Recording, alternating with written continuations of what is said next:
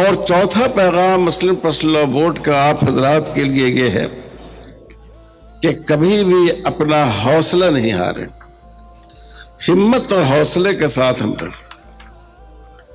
اسلام کی نظر میں اقلیت اور اکثریت کوئی چیز نہیں ہے۔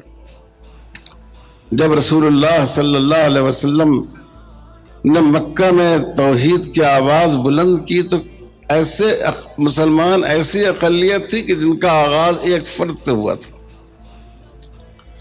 لیکن ہمارا حوصلہ ہمیشہ قائم رہنا چاہیے، اور all India Muslim personal law board جو ہدایت دے اس کے مطابق ہماری درخواست ہے کہ آپ سب اس پر عمل کریں۔